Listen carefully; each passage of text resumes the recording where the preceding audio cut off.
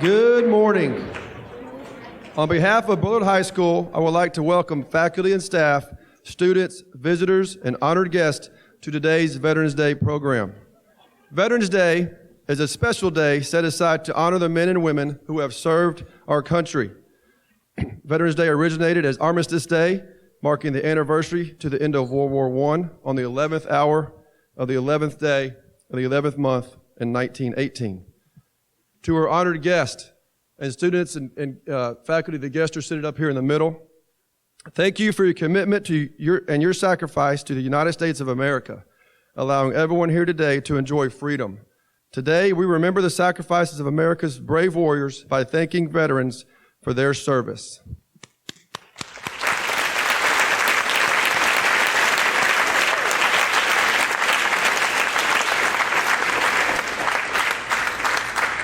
During today's program, we feature a lot of our students. They'll be speaking, they'll be presenting, they'll be playing, they'll be singing. So thank you, students who are participating. We'll get started with Mrs. Jason Cowart, Senior FCA member.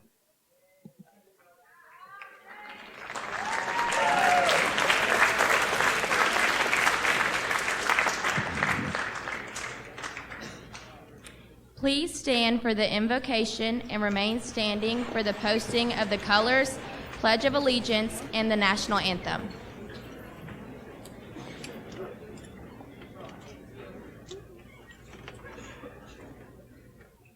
Please bow your heads for a word of prayer. Dear Heavenly Father, how great is your name. Today we seek to honor your sons and daughters who have served our country. Thanks to you, O God, and to these veterans, we can live in safety and are free to worship you. We pray that you bless them for their unselfish service and give them peace to replace the hardships and sacrifices they have made. Bless this student body and give us all hearts of service to serve one another as your Son Jesus served you. In his name we pray. Amen.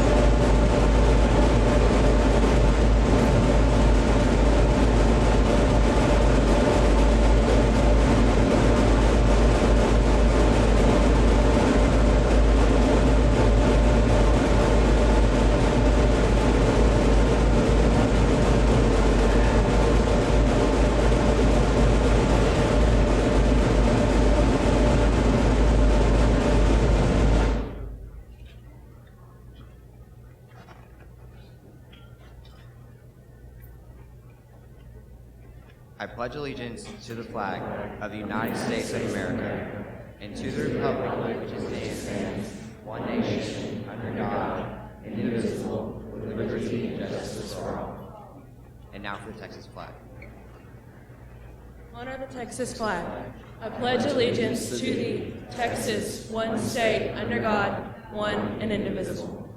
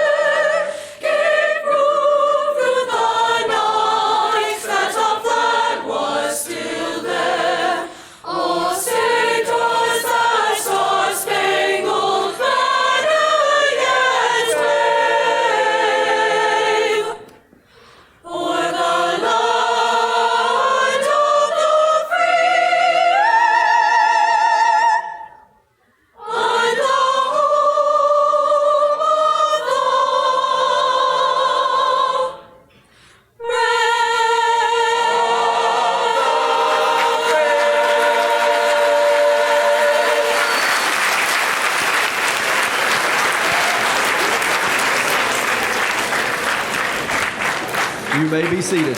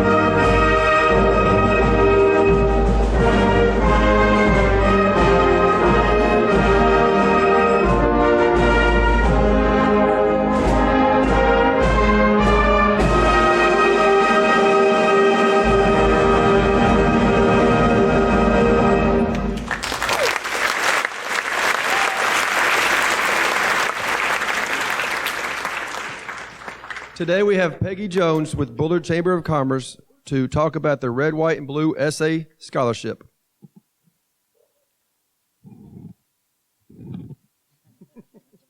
Whatever. Hello, as he said, my name is Peggy Jones, and I represent the Bullard Area Chamber of Commerce. This year, we celebrated our 20th anniversary of our Red, White, and Blue Festival. We have this festival to celebrate the vets, but I'd like to ask that you all take a moment when remembering the vets to remember their wives and children and parents. My father was in the Army, my husband was a Marine vet, career vet, and my sons are all in the service, or have been. So it's important to remember that families are also affected when we think of the vets and the sorrows and the pride that they enjoy. Today I'm here to award a plaque to our essay winner. Every year we have an essay contest. This year the title of that contest is What America Means to Me.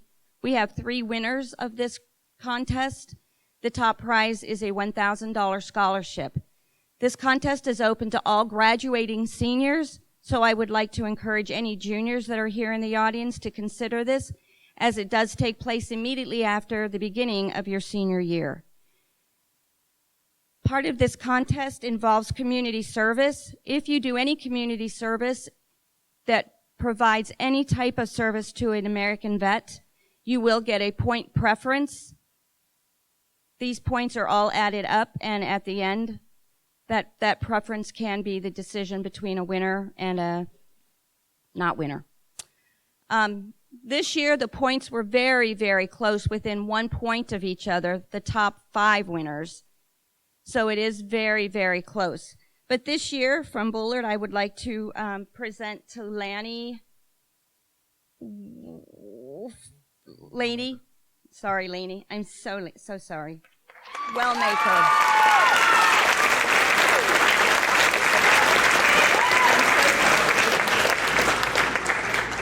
So we are going to present her this plaque for the Red, White, and Blue Festival 2019, and Lainey is going to read her speech to you. Thank you.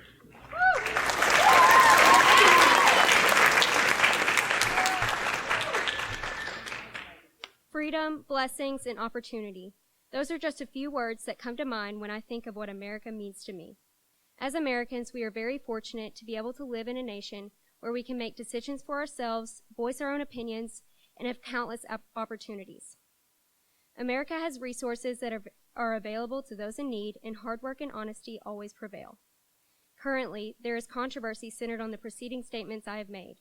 However, as a young adult and a proud American, it is my responsibility to uphold the values and beliefs this country was founded upon.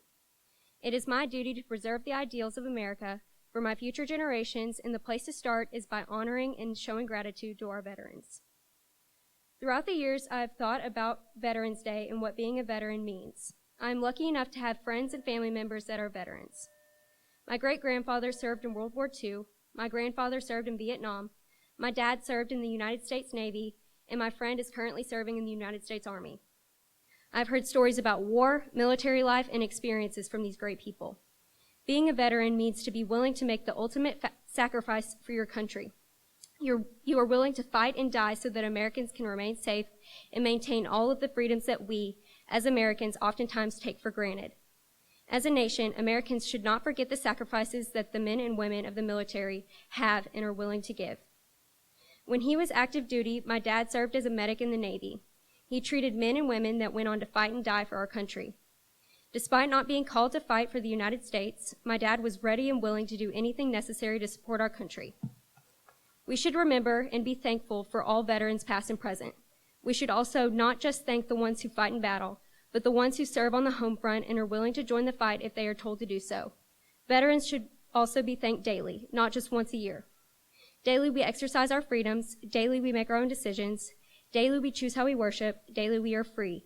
This would not be possible without the countless number of veterans throughout the history of our great nation. Thank a veteran today.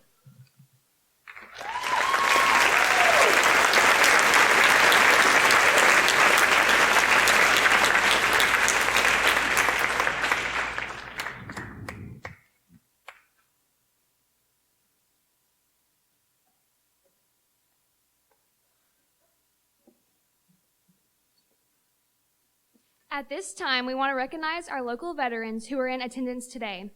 Veterans, please stand when you hear your name and remain standing. Audience, please hold your applause until veterans have been called. Sharon Gibson, 7 years of service in the Air Force. Bill Seidlitz, 2 years of service in the U.S. Army. Teresa Dunn, 23 years in the U.S. Navy. Mike Dunn, 30 years of service in the U.S. Navy. Kirby Cotter, 32 years in the U.S. Army. Jennifer Marks, 2 years of service in the U.S. Air Force. Roy Logan, 3 years in the U.S. Marine Corps. Randy Lloyd, 4 years of service in the U.S. Marine Corps. Lynn Jackson, 22 years in the U.S. Air Force. Ronald Ryan, 3 years of service in the U.S. Air Force. Sheridan Lee, 6 years in the U.S. Navy. Billy Hall, 2 years in the U.S. Marine Corps. Joe Villa, 30 years in the U.S. Army. John Allen, 7 years in the U.S. Air Force.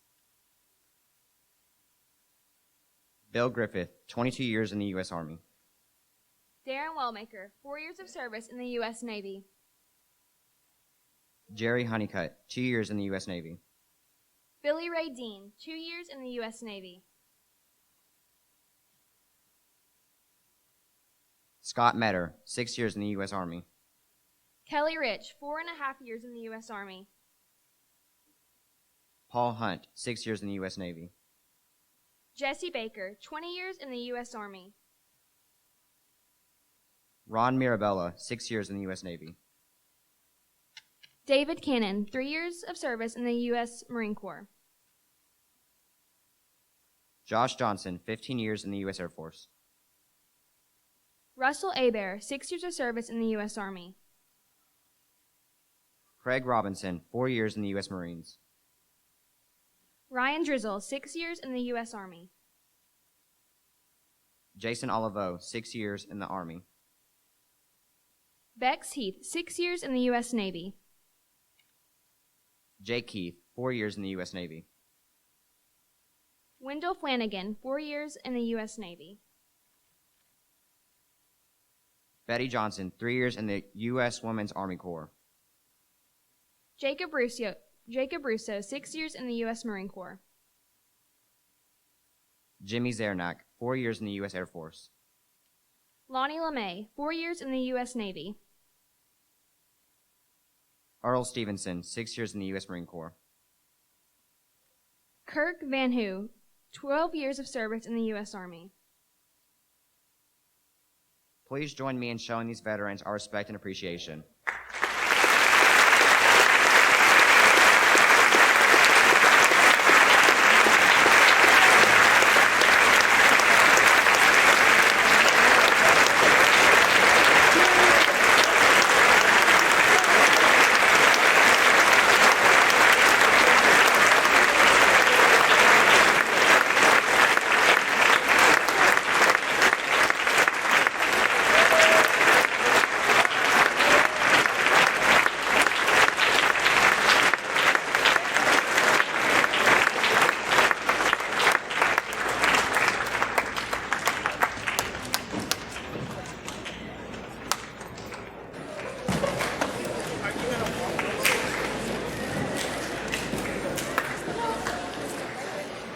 At this time, we're going to play a service medley of all 5 branches of the service. We would ask you if you have served or are serving, and if you're a family of those that have served or are serving, please stand as we play your song.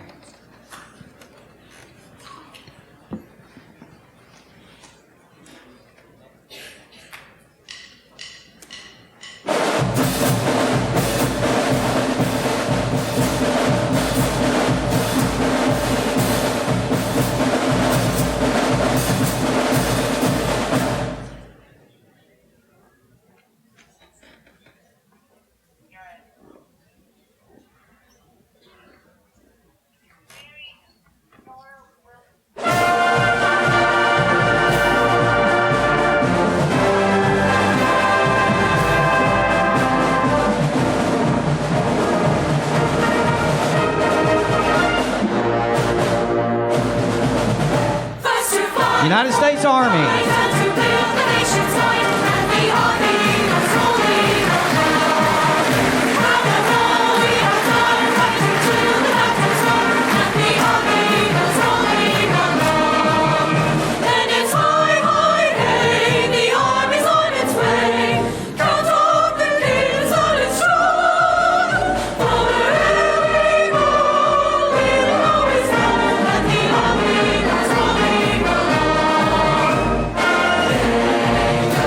United States Navy.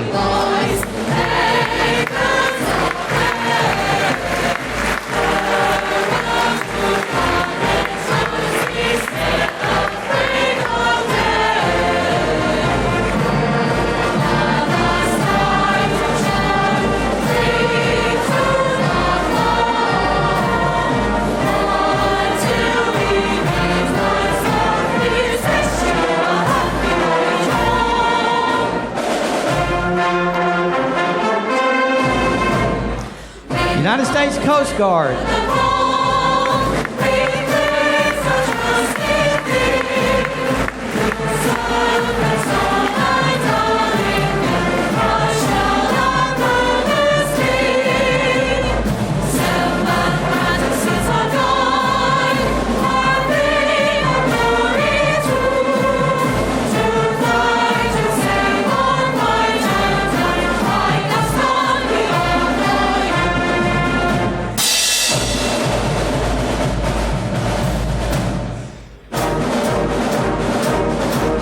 United States Marine Corps.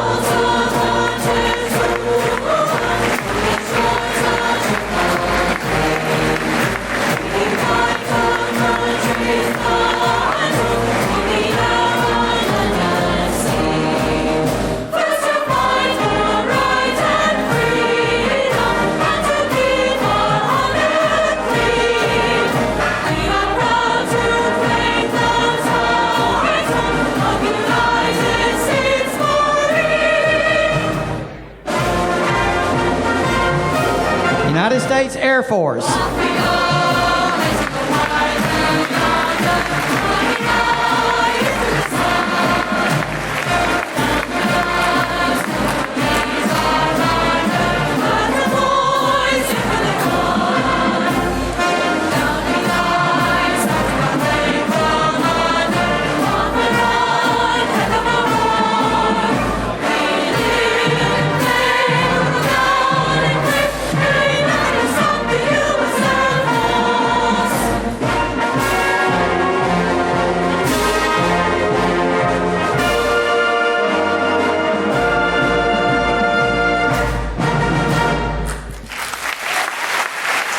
Let's have all of our veterans and their families stand so we can recognize them one more time.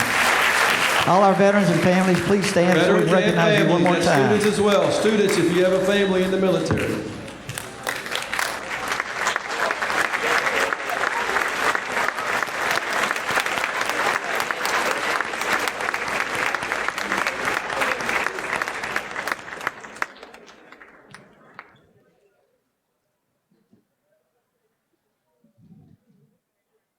Thank you, band and choir. Outstanding. I'm going to introduce our speaker for the day. Today we're joined by Technical Sergeant Joshua P. Jones, Sr., United States Air Force, retired.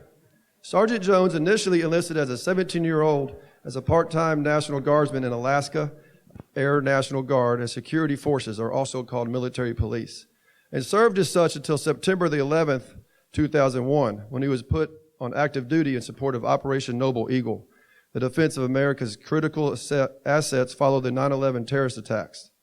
Sergeant Jones remained on active duty for the rest of his career. From the events on 9/11 through 2003, he continued to serve as military police officer until 2003, when he took on additional duties, serving as a combat arms instructor, which put him on a small team responsible for training his base's population of weapon, marksmanship, and warfighting skills. In 2008, he became a recruiter, serving until 2011, when he returned to being a combat arms instructor for the famed 212th Pararescue Squadron. During his service, Sergeant Jones suffered several concussions, as well as other physical injuries, which resulted in him being medically retired as a 100% disabled veteran, at which time he and his family moved to Texas, settling here in Bullard. Sergeant Jones began his service at Coolest Air Force National Guard Base in Anchorage, Alaska, and ended up at Joint Base Elmendorf, Richardson, also in Anchorage, Alaska. He enlisted in August of 2000 at 17 years old and was retired in February of 2015 at 32 years old, serving our great nation for just over 14 and a half years. Please welcome Technical Sergeant Joshua P. Jones, Sr.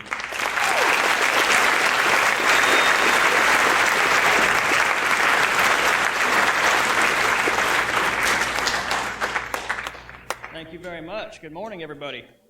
It's nice to see you all here. You know, you'll have to forgive me as we go through this. I always say that when you add a podium and a microphone and stick them on a stage, they start to generate about 1,000 degrees of heat. So it's very warm up here, so please bear with me. I was asked some weeks ago to come up here and speak with you today, and I appreciate the opportunity, and I appreciate your time this morning. I initially sat down and started writing out what I wanted to talk about. Most of the veterans I know, we all took our oaths of enlistment or our commissioning oaths, where we swore to support and defend the Constitution of the United States against all enemies, foreign and domestic. Basically, we wrote a blank check for our lives in defense of the country and its freedoms. We also are required to stay up on current events, and that's what I initially wrote about until I was warned not to talk about politics, so that whole speech had to be scrubbed. So here's version 2.0. I was asked instead to talk about my career, my lessons learned, what I would do differently, and I sat down and I just came up blank. The veterans I know, and myself especially, we don't consider what we did anything special. No matter where we went, someone went somewhere cooler. No matter what we did, someone went and did something better. No matter where, how far we went, someone went further. You ask any veteran that's won an award, they'll give the claim to somebody else. Just like when you watch your sports, someone won the MVP. I couldn't have done it without my team. It's not about shirking or lessening the credit for what we did in our career, but it's more about the humility that comes with service. You're not going to see a firefighter asking you to pay before they rescue you from a burning house, or a nurse running through the ER ward asking for high fives after saving someone's life. We do what we do for one simple reason. It's because it's our job. It's our honor. I myself came from a long line of servicemen. My father was in the Marine Corps for 23 years. My grandfather was in the Army Air Corps for 22 years, and then the Air Force. I could keep going, but we don't have all day. My brother was in the Navy. Most of my cousins are serving or have served, so we don't really know each other. I usually don't brag about that, but it's Veterans Day. Veterans Day is not only an American holiday. World War I, which saw its founding, was touched so many nations that right now, as you sit in this room, you are being joined in celebrating this day by citizens from Australia, Canada, India, Kenya, New Zealand, St. Lucia, South Africa, the UK, France, Belgium, Denmark, Germany, Hong Kong, Ireland, Israel, Italy, the Netherlands, Norway, Poland, and Serbia. They call it Remembrance Day. We call it Veterans Day. This is an international holiday. We celebrate Veterans Day, as was stated earlier, because 101 years ago today, the 11th month, the 11th day, the 11th hour, the 11th minute, World War I came to an end. World War I saw over 40 million human lives extinguished. Due to its death toll, its brutality, its destruction, it was called the war to end all wars, but sadly this was not the case. In 1939, the world would find itself back at war with the expansion of the National Socialist German Workers' Party, the Nazis as we call them. Siding with the fascists of Italy, the imperialists of Japan, World War II was well underway. In less than 6 years, 85 million human beings would be dead. 5 years after World War II, in 1950, the American serviceman was in Korea. And I should say the American servicemen and women were in Korea, stopping the spread of communism. That war lasted 3 years and cost 5 million lives. 2 years after Korea, Vietnam started. 1955 to 1973, American peak involvement in the 60s and early 70s, between 2.5 to 3.5 million human lives. And I could keep going into the modern era, but I think you get the idea. There's a poet named Arthur Koestler who said, "The most persistent sound which has reverberated through man's history is the beating of the war drums." And according to a New York Times article published 6 July 2003, if you define war as any conflict in which over 1,000 lives was lost, then over the 3,400 years of human recorded history, the world has been at peace for 268 of them, or 8%. If you were to look at the bricks on the front of this stage, there's about 100 here. Count 8. That's how many percent of recorded history that mankind has not been at war. Out of America's 243 years of existence, we've seen war for 65, mostly in the last century. Why am I saying all this? To the honor of every man or woman that's ever worn the uniform, whether it be in peacetime or in conflict. America, as it stands today, only stands today because of its veterans. I'm going to again skirt the line of politics here, but if you look at our nation today, our nation is in a period of turmoil or conflict, or at least that's the perception. In fact, if you look at polls, most Americans think that crime in America is worse than it ever has been because of the perception, and yet it's been on a steady decline. Now, I'm transitioning here from the casualties of our wars to modern day simply because I recently had the opportunity, my family and I, to host a German exchange student in our school, East Texas Christian Academy. We hosted 13 German exchange students. And you could see their wide-eyed surprise when they landed in Dallas and saw that everything that they'd seen in American movies was real, things that we don't think about. The houses are actually that big. The yards are actually that big. They actually have that many trucks. Well, you're in Texas, so... We had an opportunity to get to know these people over the 3 weeks they were here living in our homes and speaking to them and asking them questions and comparing. And it was brought to my attention and confirmed through observation that the biggest thing that Americans are observed to do is complain. In fact, it's almost become more of a pastime to us than baseball or apple pie. We complain because it's what we've been programmed to do.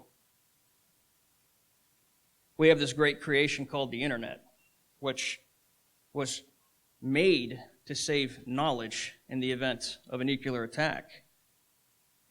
And we take this creation, which was meant to help save the best of humanity, and we use it instead to destroy humanity.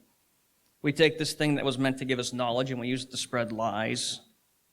In fact, so many of the things that we let influence our lives, if you really look at it and talk to other people, they're genuinely first world problems.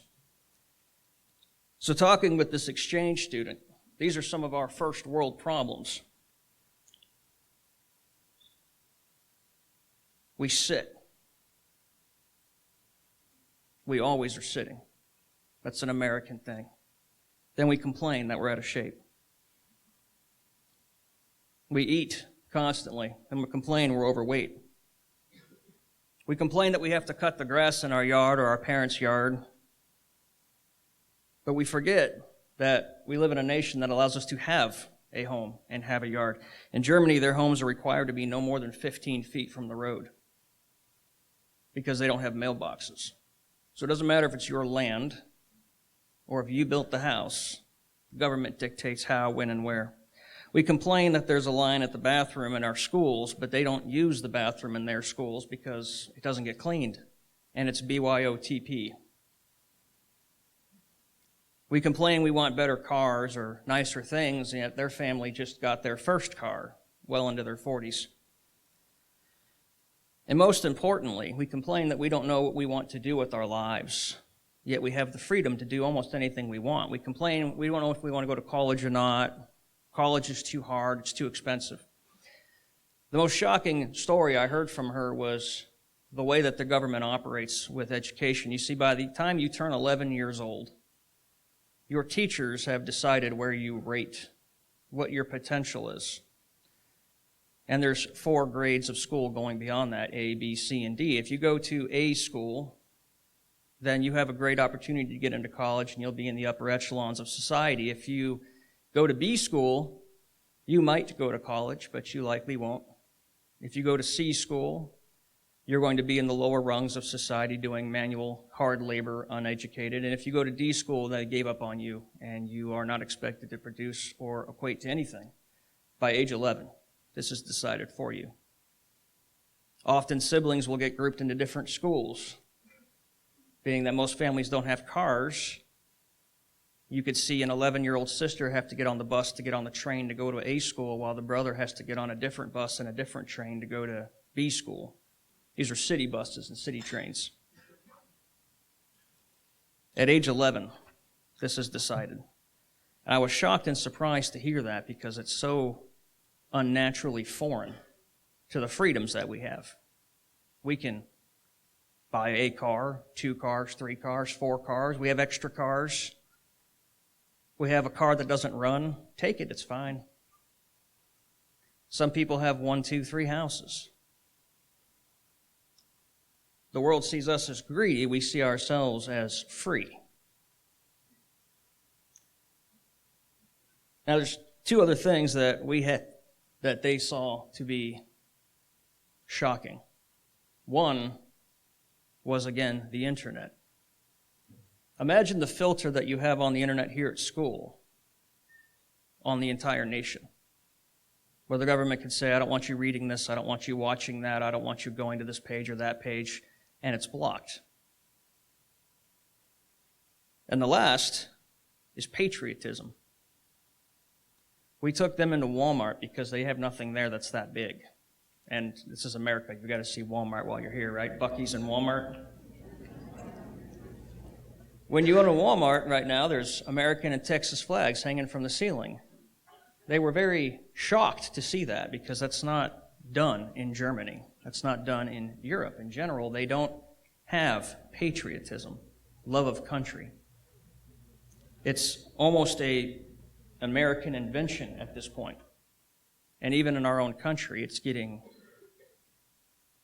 repressed. You know, we sing a song at our church, and I'm sure many other churches sing it, called Count Your Blessings.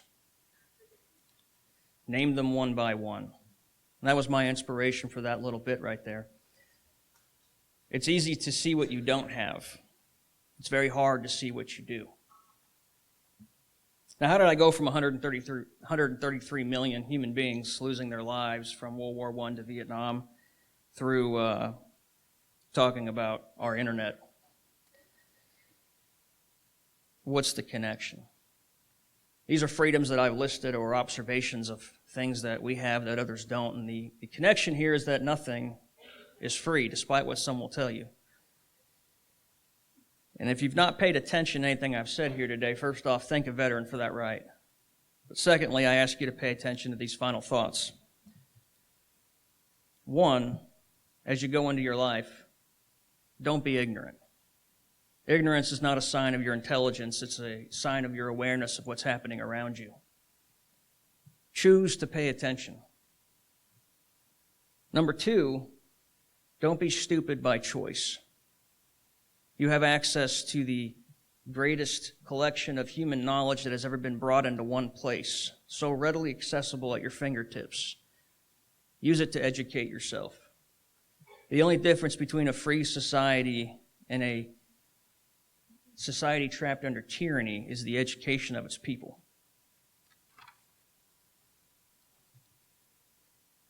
Edmund Burke is famous for saying, or he's accredited for saying, the only thing necessary for evil to triumph is for good men to do nothing. The essence of a veteran is a good man or a good woman doing something to stop evil, but it doesn't end with the veteran. You have to choose, to say this brash, you have to choose to be worth defending because you are the future of this nation. Freedom is not free. We've all heard this. Now, the nation that you are inheriting as you go forward in this life is not perfect. No one will claim that it is. But it's the best nation this world has ever produced. And I would challenge you not to be the last generation to lay claim to it. To quote Ronald Reagan, this is often used nowadays, but I'm going to quote him anyway, freedom is never more than one generation away from extinction. We did not pass it on to our children in their bloodstream. It must be fought for, protected, and handed on to for them to do the same. Or one day we will spend our sunset years telling our children and our children's children what it was like to live in the United States of America back when men were free. I ask you to bear in mind that even though this is a day to celebrate the veterans that are amongst us, that over 1,100,000 United States servicemen and women have died from the founding of our nation until today. There are currently over 20 million men and women serving right now, so that today you can be free to sit in this room and listen to me speak, however incomprehensible you may find it. so that you can be free to leave here and go to your homes, eat what you want, wear what you want within reason, drive the car you want, and go where you want. The purpose of today is to celebrate the living who have served this nation, but those of us who have served always seem to find our minds going to those who didn't survive, I should say. So in their honor, I ask you to remember this. As you grow, no matter where you go, no matter where life takes you, 1,100,000 U.S. servicemen have died. These are lives cut tragically short. Husbands, wives, sons, daughters, brothers, sisters. That is the cost of your freedom. 1,100,000 servicemen. I challenge you not to let it be in vain. Thank you very much.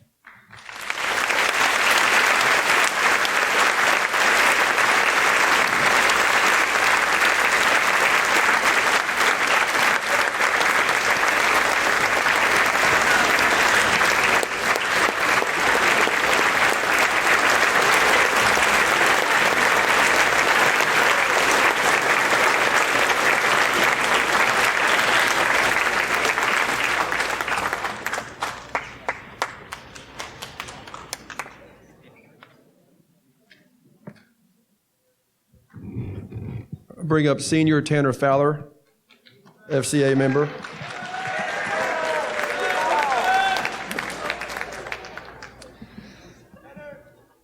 Please stand and remain standing for the playing of the taps, the retiring of the colors, and the playing of the patriotic spectacular. At this time, please bow with me for a moment of silence.